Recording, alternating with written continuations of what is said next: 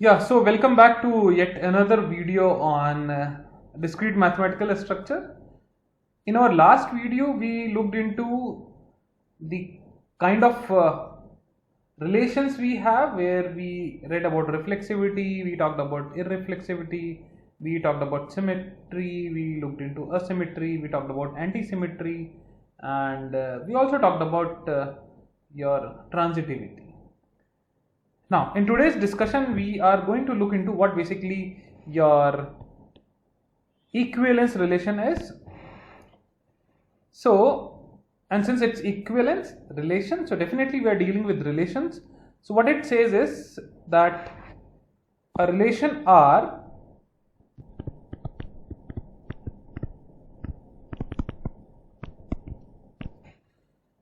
on, let's take a set A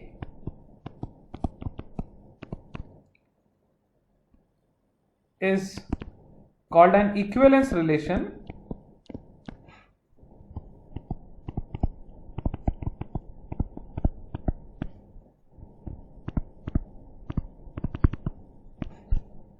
if this relation R is reflexive, symmetric,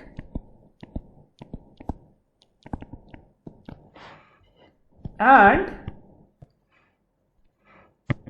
additionally it should be transitive. Sorry.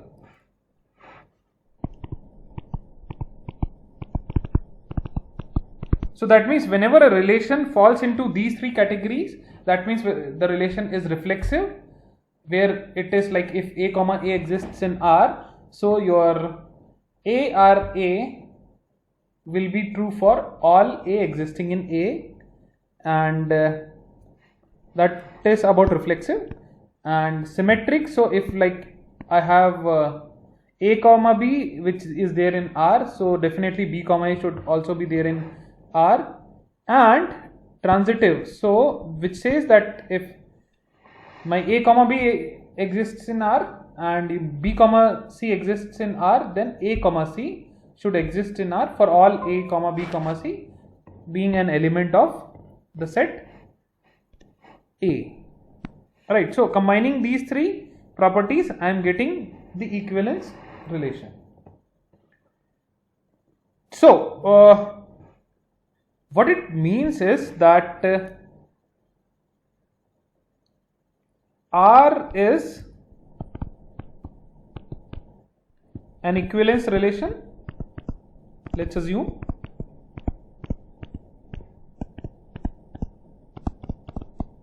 on a set A if it has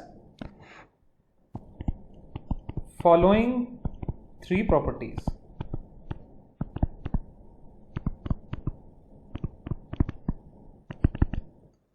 So what all properties? One is like for every A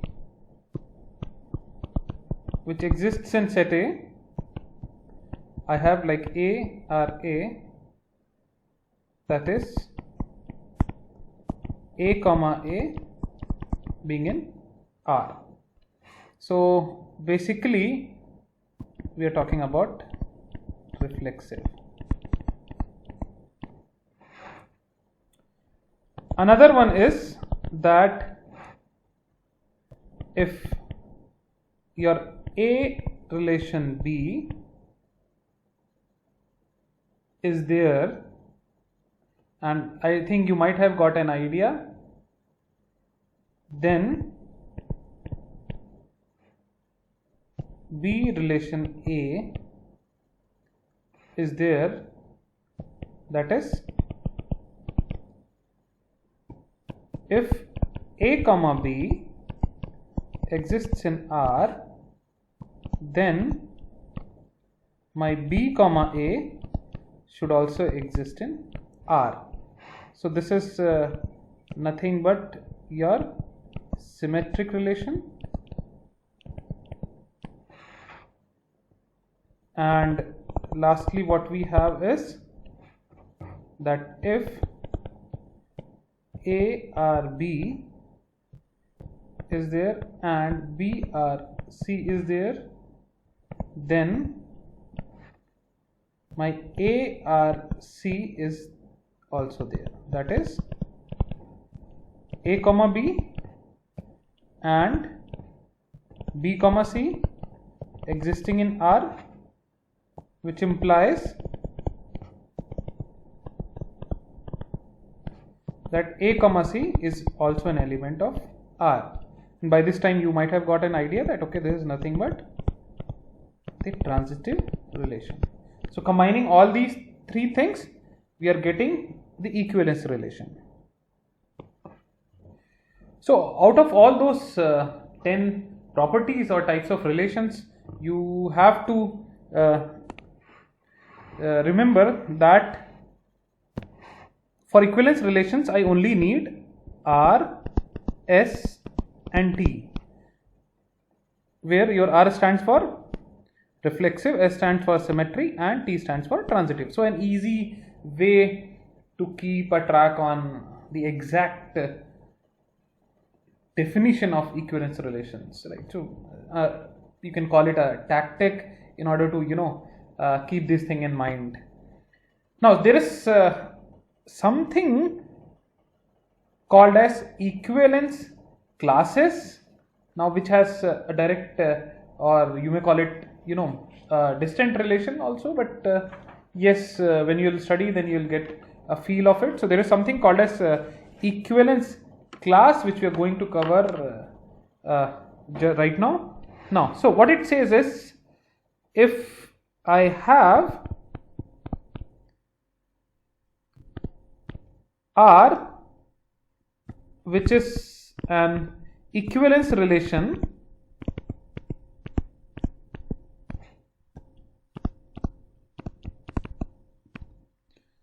let's say on a set A, and your X and Y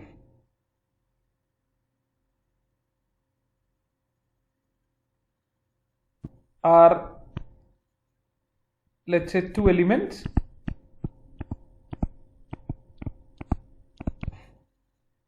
such that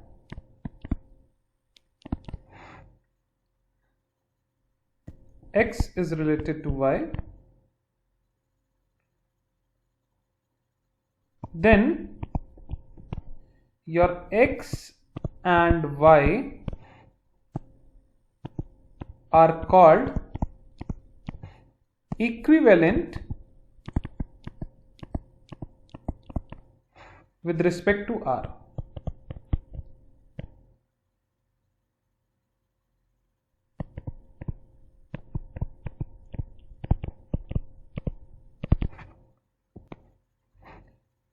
In addition to this, the set of all the elements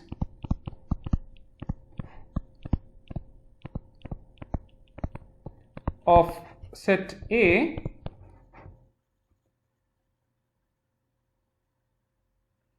that are equivalent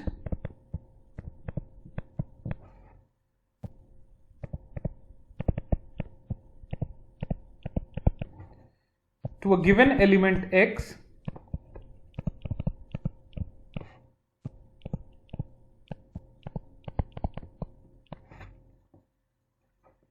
constitute the equivalence class X.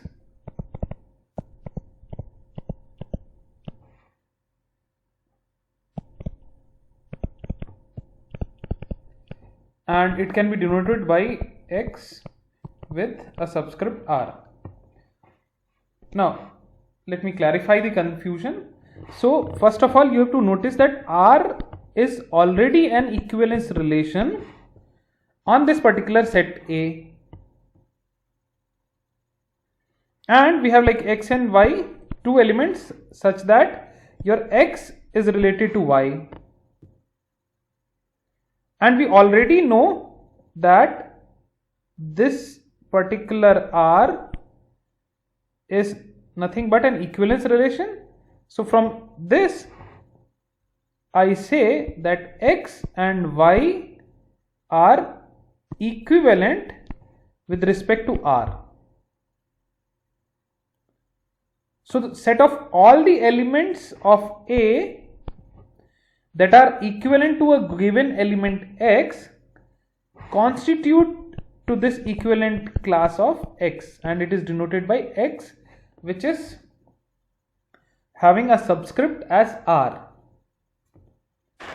Additionally, when only one relation is there, when only one relation is in the set, then the subscript which we have added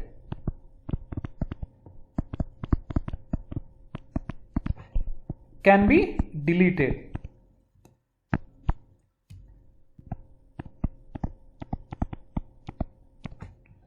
And in that case, my equivalence class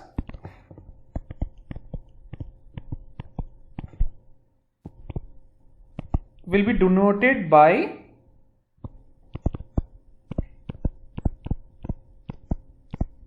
simply X.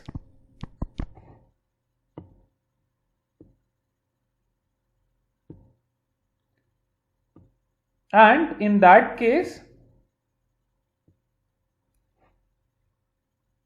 the collection of equivalence class of elements A under an equivalence relation R will be denoted by your A under the relation R, which is equals to, I have X such that my X is an element of A.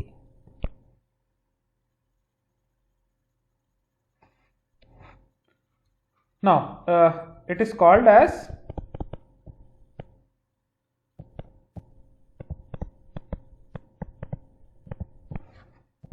the quotient set of A by R.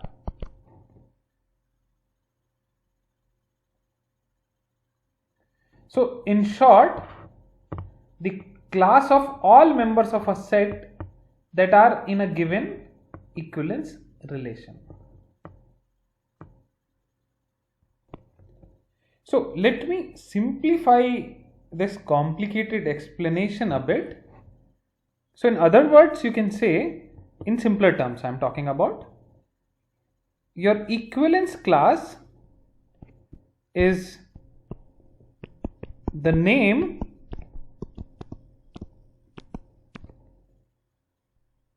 given to the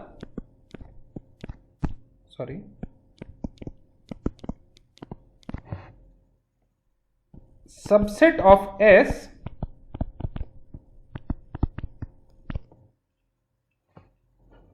which includes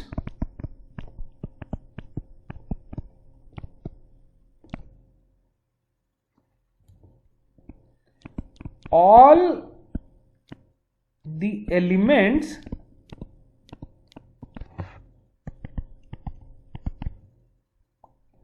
that are equivalent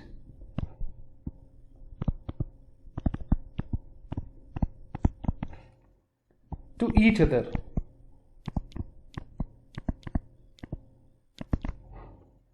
So basically your equivalent is dependent on a specified relationship, which is nothing but your equivalence relations, which we studied a few minutes back. So if there is an equivalence relation between two elements, they are called equivalent. So your equivalence class can also be written as a subset which is of the form, let's say I have subset, basically it is nothing but your S, in which I have a small x element which exists in, let's say, capital A, such that your x is related to y. So what we have is, I have, let's say, my y, which is nothing but an element which is there in my capital A set, and this x relation y is used to represent that there is an equivalence relation between x and y.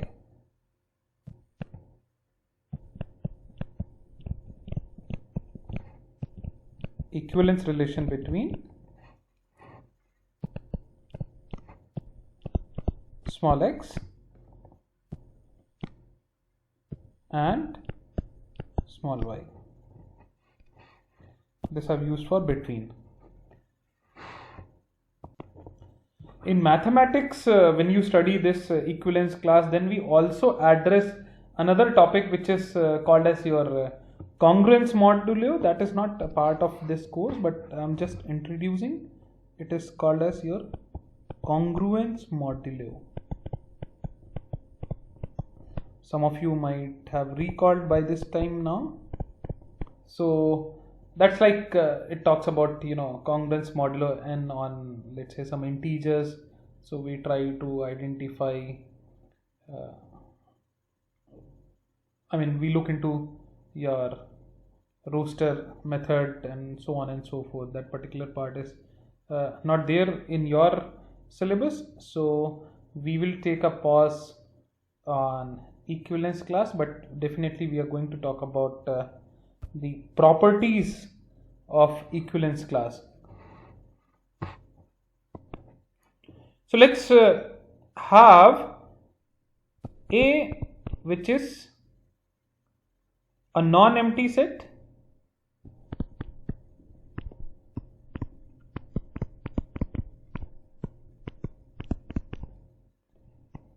and let's have R,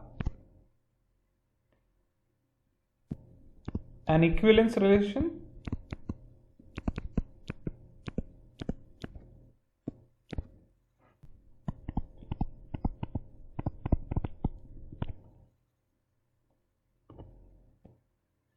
and let A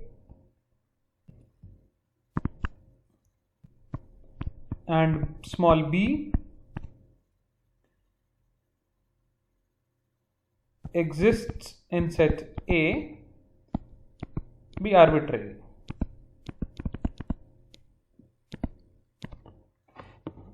Right, any random variables.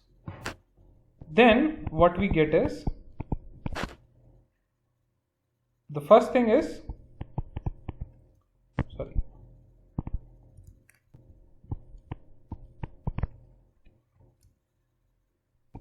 your small a existing in this, based on the very first definition we studied. And then we have B, an element of A, which implies your B, which is equals to A,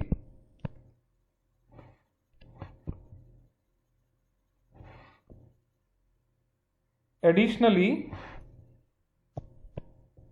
what I can have is either this A will be equal to B, or A intersection B will be equal to phi.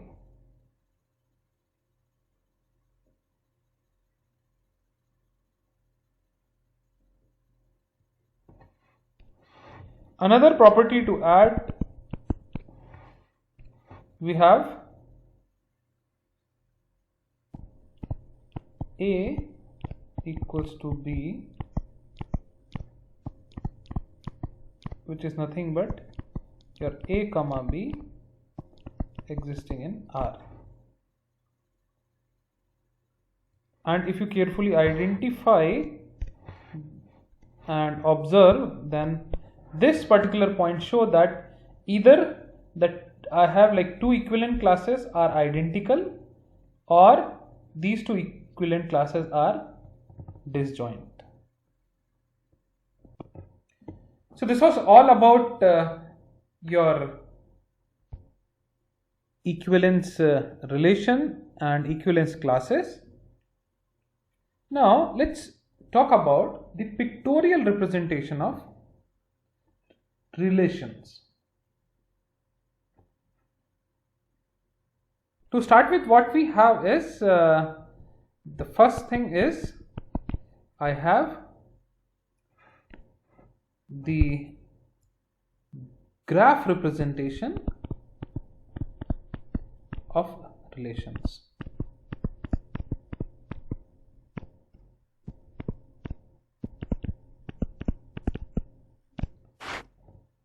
So a very simple one, and let's take an example.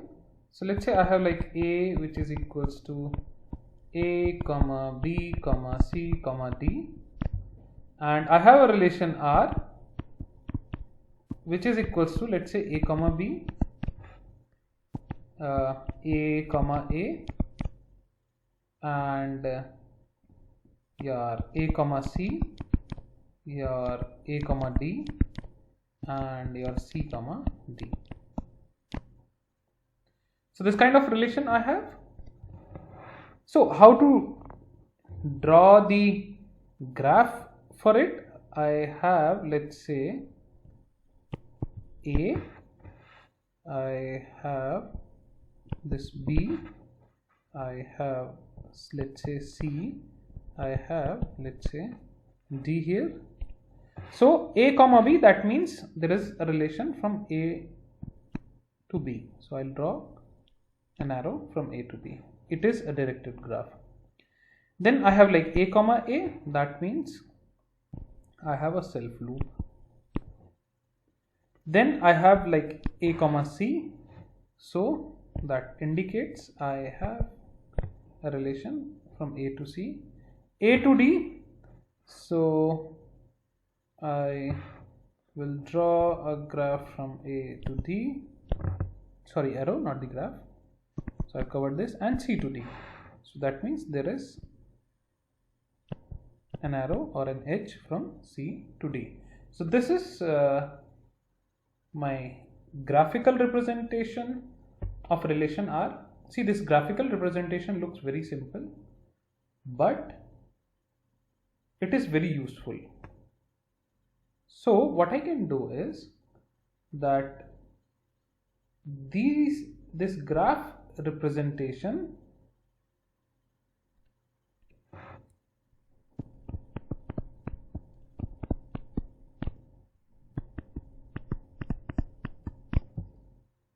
of a relation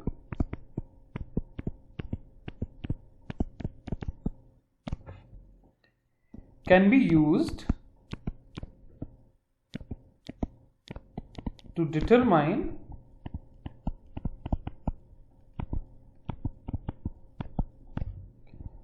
various properties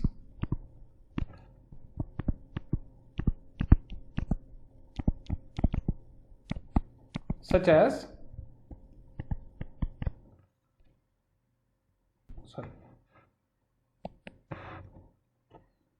a reflexive relation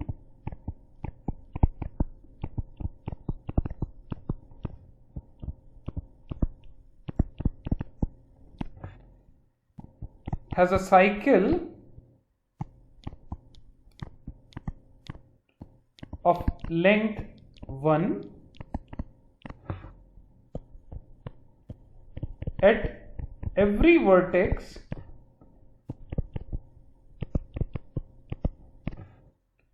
while an irreflexive relation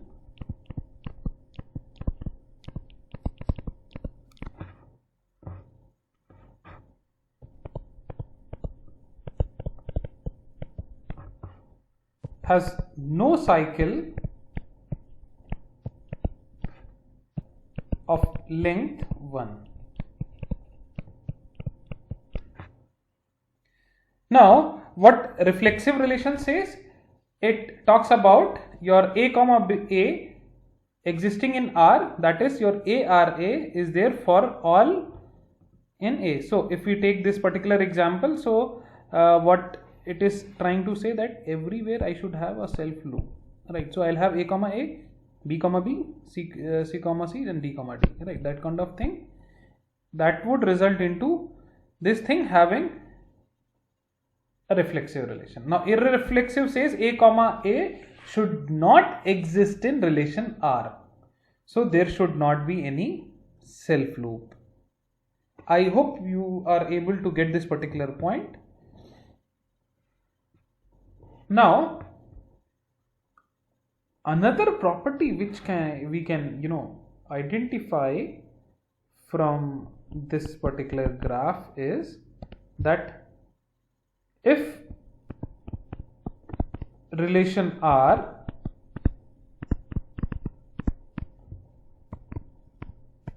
is an asymmetric relation,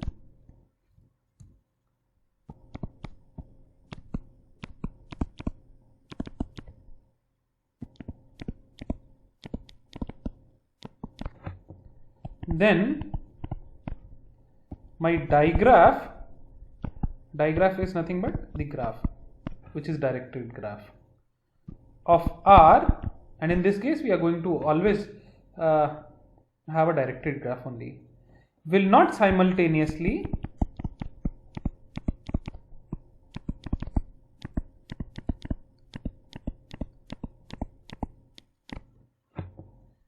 have an edge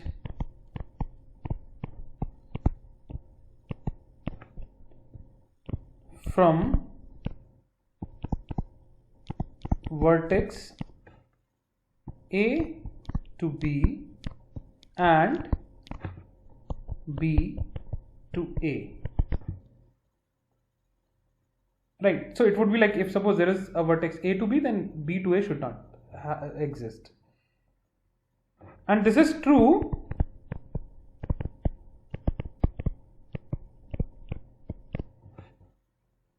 for any A and B, for any two elements A and B, and in particular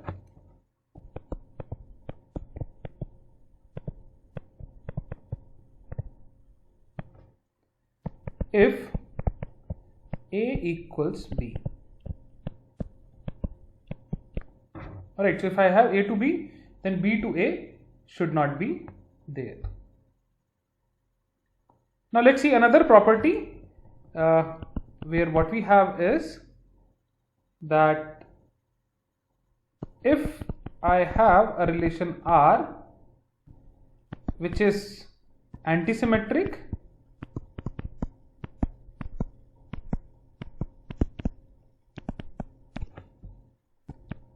then for, let's say, two vertices which are A and B, these are different vertices,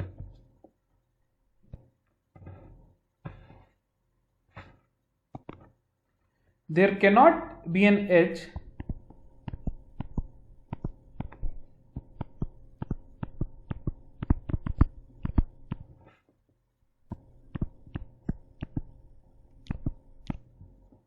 from vertex A and B.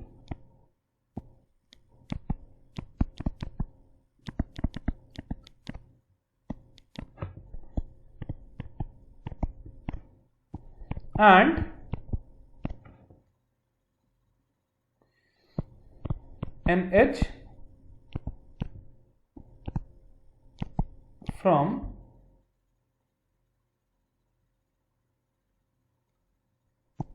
B to A.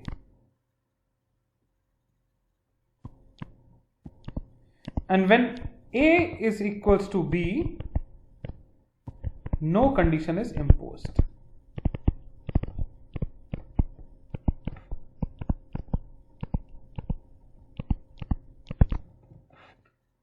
So by this, there may be cycles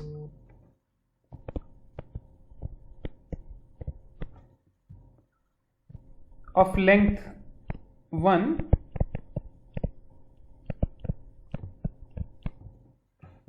but all edges are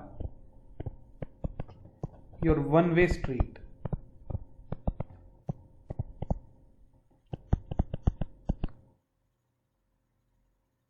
I hope from this particular definition you might have got an idea. See, what basically it says is that in case of antisymmetric, I can have, like, if A exists in R and B exists in R, that implies your A is equal to B for all A comma B existing in A. That has resulted into this kind of condition.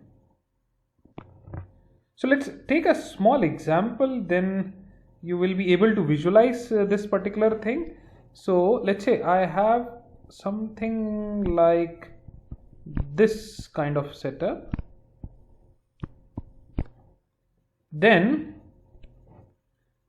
this is not falling under your antisymmetric.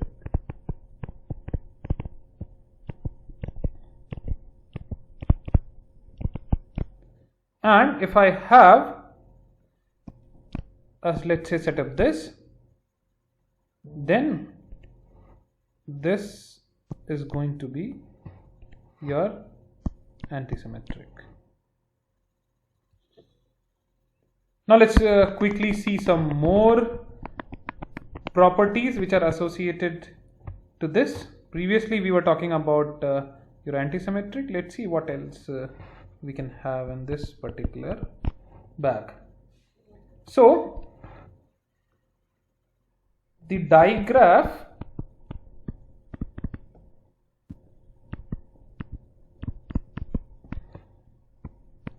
of a symmetric relation R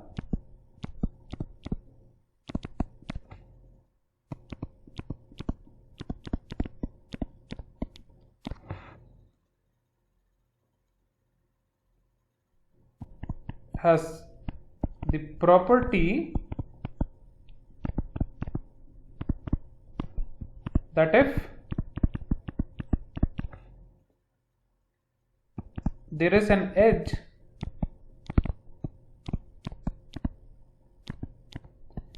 from A to B, then there is an edge from B to A. Thus,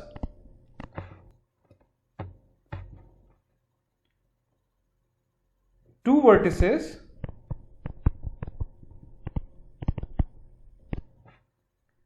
are connected by an edge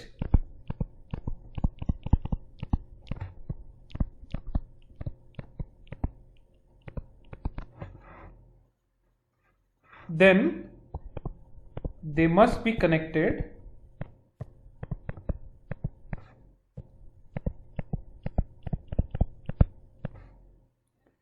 in both the directions.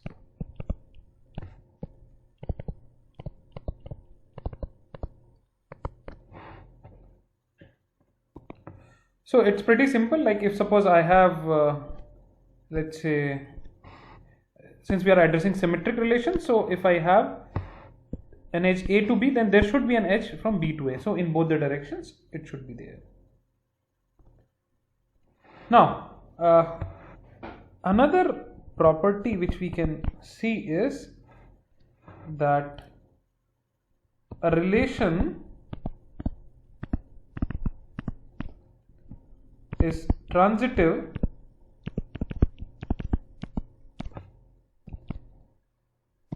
if and only if whenever there is a directed edge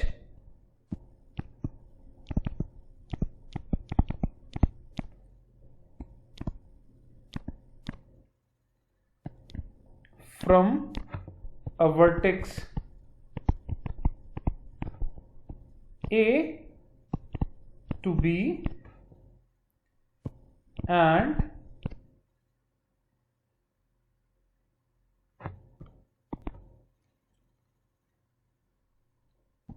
from B to C, then there is also a directed edge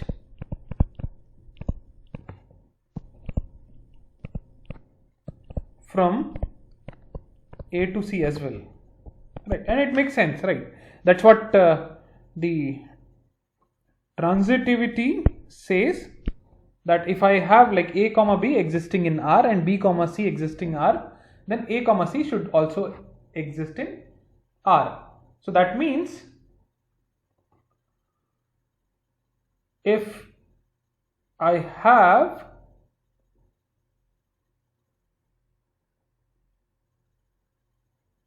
a graph or a digraph in a form of, let's say I have A, B, C. So if I have like an edge from A to B and B to C, then there should also be an edge from A to C. That's what it is trying to say. Now it was all about the graphical representation, where we started from our graph representation, and now let's talk about your matrix representation.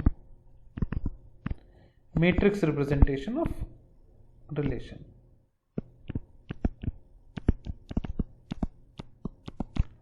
So let's take a set A which is in a form of, let's say, 1, 2, 3, and I have, let's say, a set B which is in a form of like A, B,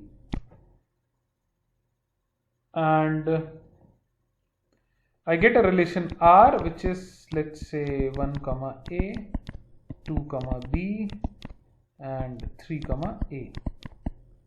Now in this case, your matrix of R, which is nothing but your MR, will be equal to, simply I'll explain you here only, right? I have on one side I have like 1, 2 and 3. This side I have like A and B. So what I get is, from 1 comma A exists, so I am making it 0. 1 comma B does not exist, so I am making it 0. Next is like 2 comma B, so obviously 1 here comes. 3 comma A, obviously 1 comes here, and rest other positions I have filled it with 0. Once again, a very simple one, where what we have done is we have looked into 1 comma A, so I have added 1 here, which is like virtue of, because 1 and A. I have like 2 comma B, so 2 comma B, I have added 1 here, and next one and the last one is 3 comma A, which is like 3 and A, so I have added 1 here, and rest all other places I have added 0. Now let's talk about the representation using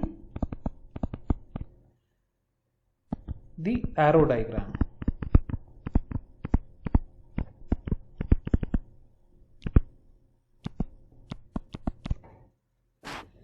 So let's take the same one where I have like A as your 1, 2, 3, the same example which we took previously, b equals to a comma b, and I have a relation R which is in a form of your 1 comma a, 2 comma b, and 3 comma a. So what we are supposed to do here is that on one end I have like 1, 2 and 3. So I have this. On other side I have like a and b. So I have made it this, and I have like 1 comma a, so an arrow from 1 to a. I have 2 comma b, so an arrow from 2 to b. I have 3 comma a, so an arrow from 3 to a, and we are good for this particular thing. Now this basically is yet another simple way to represent your relations. And now let's talk about composition of relations. Let's say we have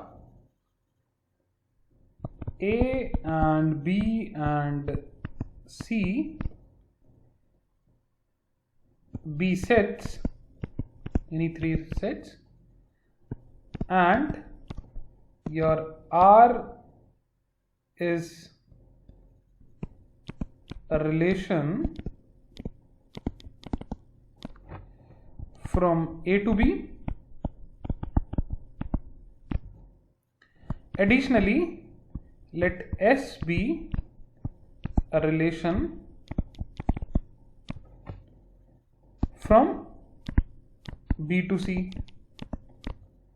So this gives me an idea that definitely R is going to be a subset of A cross B, and S is going to be a subset of B cross C, the cross product. Then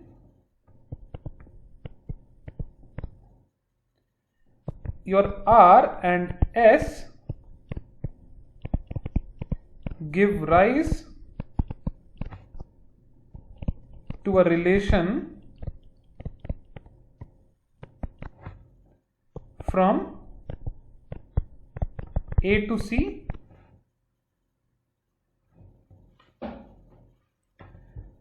and let us denote it by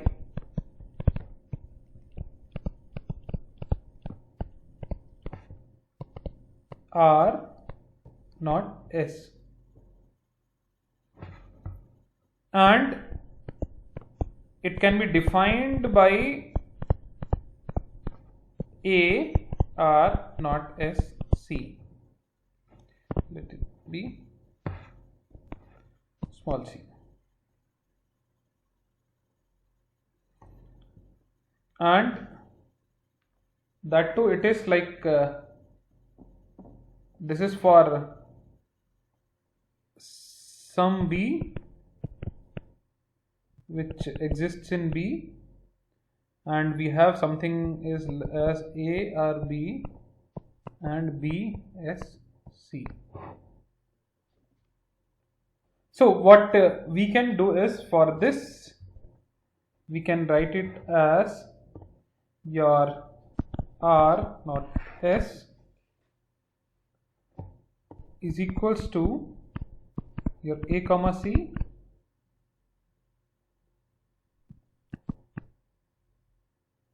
such that there exists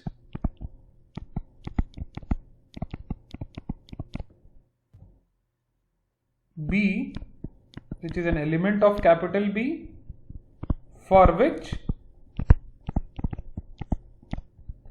your A comma B exists in R and B comma C exists in S. And this R not S is called as the composition of R and S. Right, so this R not S is your composition of R and S, and you can also denote it as RS simply.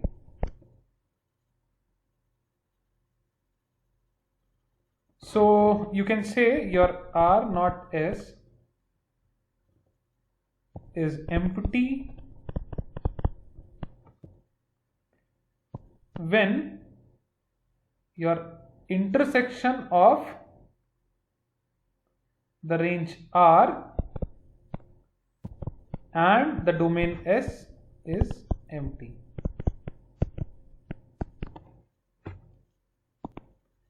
And additionally, this operation of composition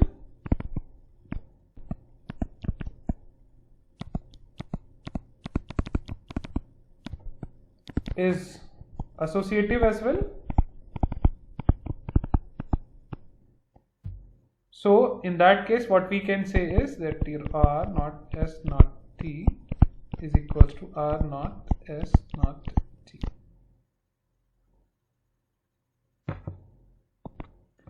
So this was all about composition of relations. Now let's talk about combining relations. So basically, you know, the relations are the set of ordered pairs, and all the operations which are of sets can be applied to them as well. So let's say I have two relations,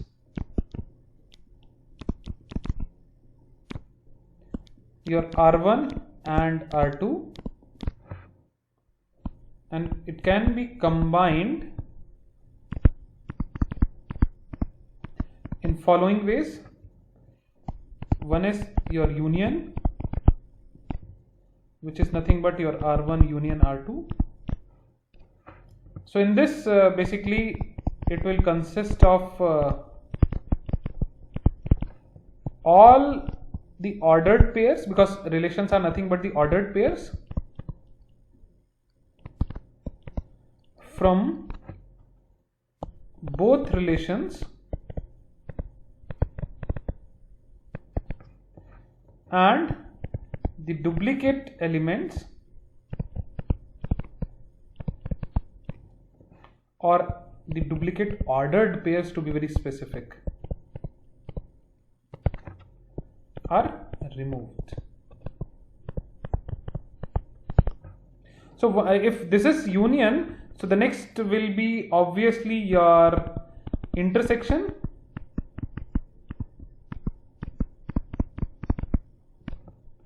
which is nothing but your R1 intersection R2. Now it basically consists of your ordered pairs which are present or which are common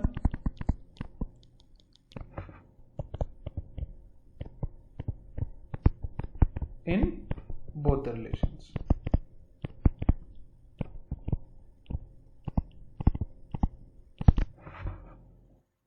So by this time you might have made the guess that the next will be obviously your difference,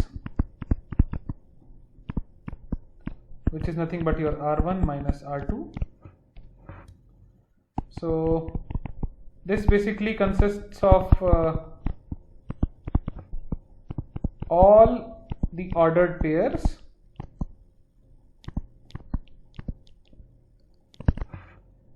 existing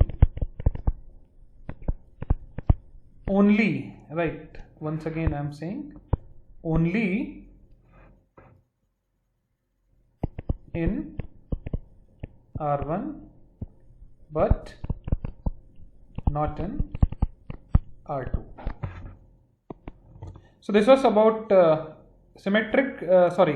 difference. Now let's talk about your last one, which is your symmetric relations, difference. Recall our discussion from the set theory. So we are once again getting this kind of symbol between R1 and R2. So this consists of all the ordered pairs, or obviously we are dealing with relations, so we'll only be dealing with ordered pairs which are either in R1 or R2 but not in both. Now this was all about combining relations, and in our next video we will talk about your closure properties, where we'll deal with reflexive closure, we'll talk about your symmetric closure, we will talk about your transitive closures, and all these things will be in terms of your relations. So we'll be dealing with your ordered pairs only. So see you in the next video.